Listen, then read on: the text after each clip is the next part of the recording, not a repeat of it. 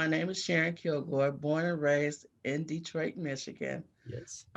Very passionate about being in the community, working. Often get the question about moving Hmm. out the community, and um, I love my community, so uh, I don't see moving an option. Um, Yes. I've been doing this work now since 2006, Okay. and it first came about in 2006. I went through a lot. It felt like my husband had gotten incarcerated for 2 years for concealed weapon. Okay. I had lost a job that I loved, Hmm. not any fault of my own. And then I still had my two daughters that I was raising. Okay. I wanted to make sure that my goal in life for them was always to be self sufficient and making sure they get the things that they needed. So I Hmm. started seeking support. And I reached out to Big Brother, Big Sister. When I did that, I came across my oldest daughter ended up with a big sister named Shalonda Buckman Okay. from Detroit Parent Network. All right. And that's kind of like where it started. I found my voice at Detroit Parent Network through going through trainings and things that they had. And then I Mhm. became a parent advocate, teaching parents how to advocate for themselves and their kids. Then I became a board member after running for the board and was Mhm. selected. Um, so I'm still an active volunteer with Detroit Parent Network. Very passionate about it.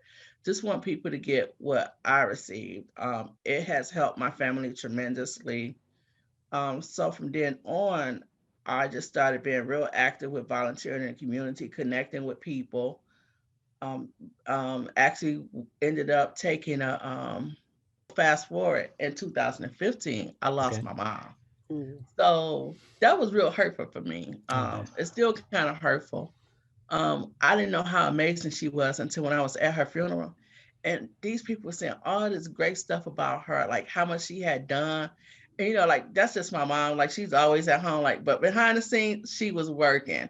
She was working at the church, like just doing everything.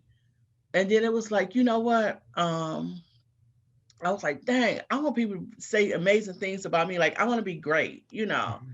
And so, as I was going through the grieving process, I decided to start. The first thing I did was the Busy Bee Here to Help. Um, it was Adopt a Child for Christmas. And Adopt a Child for Christmas came about because I remember with my mom, I think our Christmas, she used to give us about $100 worth of gifts, but she had them wrapped in everything. And we were so like happy. And then I look at kids today, it's like parents spend so much money on Christmas, stressed about it and everything, and kids still don't be happy. And then I remember the Goodfellow boxes. I used to hate the Goodfellow boxes. I loved it, but I hated it. The thing about the Goodfellow boxes for me, like the clothes never fit, the dolls was broke the next day, Mhm. and the candy was hard. And then there was this lady named Miss Bennett. Miss Bennett was on the north end side of Detroit. She had adopted a child at Cobo every year for Christmas. All my friends used to get their kids signed up. And Miss Bennett had passed away. Also wanted to keep that feel alive, a building the adopted child because everybody loved it. And so I started the adopted child in December 2016. And I wanted to do more. I wanted to do more. I was scared to do more. I was so scared. And I kept like busy be here to help, busy be here to help. And then I had started a Facebook resource page. Hadn't done much with it. And then one day I said, you know what? I'm just gonna step out on faith and put the resource page out there. Today the resource page has like 850 members. Mhm. The whole community engages with it. Other people put out resources. It's a very active resource page. Then I started doing community events, human trafficking awareness, domestic violence awareness. Those things is important to me just from my past experience with it, and just want to make sure that our kids stay safe, and adults too. So I did events like that. Community fish fries, feeding the community a meal. You know how Jesus fed the 5,000 people with the loaf of bread and the fish. My Mhm. mom loved fish. And so I was like, community fish fries it is. I think I had about three in Okay. like last year. Wow. one of my other goals was to do a while back. It was a few years. I wanted to do like a back to school rally. Then I said, okay, I'm gonna do this back to school rally. And then everybody was doing back to school, and I was like, well, maybe I ain't gonna do it. I did that back to school rally this past August. Mm-hmm. It was amazing. The thing that I gave away was socks, drawers, and t-shirts, which I always think kids need. Right. It's just important for them to be comfortable. Mm-hmm. And so that was amazing. We had the food truck out there, Pablo. Everybody said they loved it. And it was like, wow, like really? And you be thinking, didn't know where the money and stuff was gonna come from either. Right. My daughter who has her own business, B Last, she helped fund it. Um, and then I had received some other money to help fund it, and so it got done. Put in some money Nice. myself. If you ever think that you're gonna do this work and like you're gonna make a lot of money off of it, you're not. Most times you will end up using some of your own funds just to get what you need done.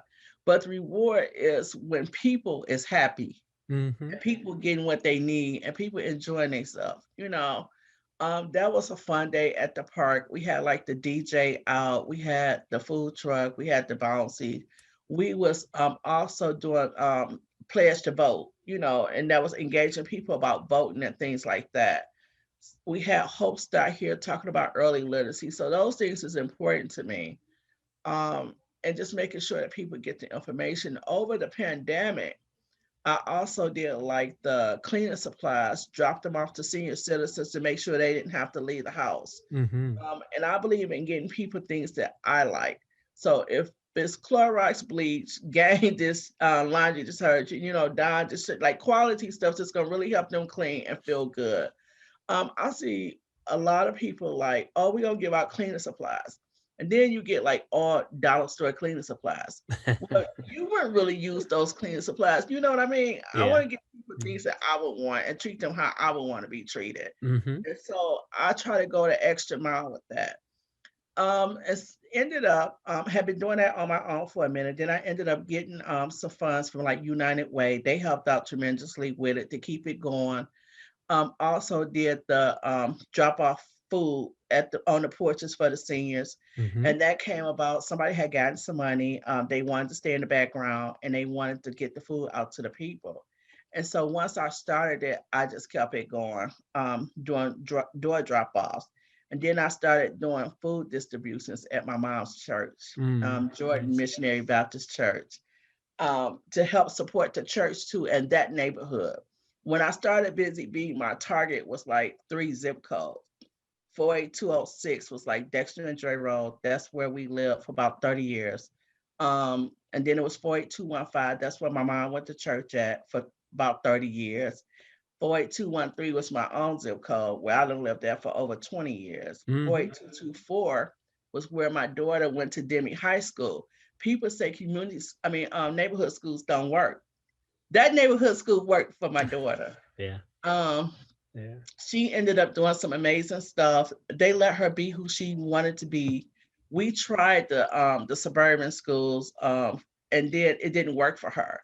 So finally, we brought her back, and she went to the neighborhood school, and it worked. She did all kind of amazing things. The most amazing thing that she did was the True Life Saving Detroit, where she cleaned up the neighborhood. True Life came in for like 10 months, recorded her, felt like 24/7. Wow. And then she was part of a show they did called Saving Detroit. She was, I call her my Angela Davis. She's the strongest community active young person that I admire and know. So for that, it's always to give back because she ended up, going to Michigan State, graduating, doing some law school, hoping to complete it. So I always want to give back to where I felt like rewards was given to me and my family. So that's how Mm. that came about.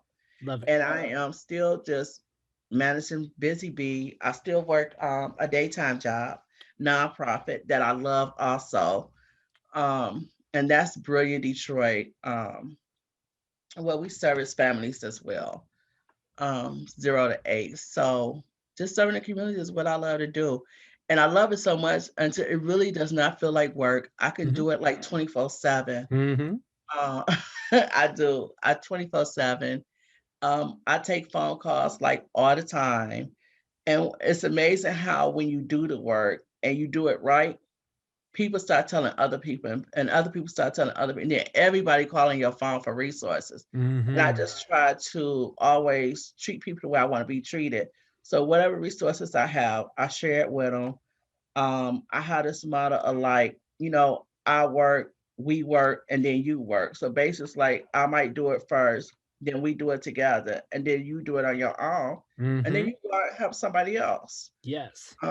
So Yes. that's what I believe in. That's what I'm passionate about. Right now, my goal for Busy Bee is to increase serving the community in whatever capacity that I could serve. Lately, it's been like transporting senior citizens to run errands and things like that. Still engaging with the age group of the 8 to 25 because we don't want them to be left behind either. I Right. want to make sure that whatever kids decide that they want to do as far as goals and whether they go to college or pick up a skill, letting them know that they can do it and give them the resources to do it. So I've been Mhm. really active with that because that's one of the things that helped with my kids, going to college and stuff, engaging in a program called Project Graduation.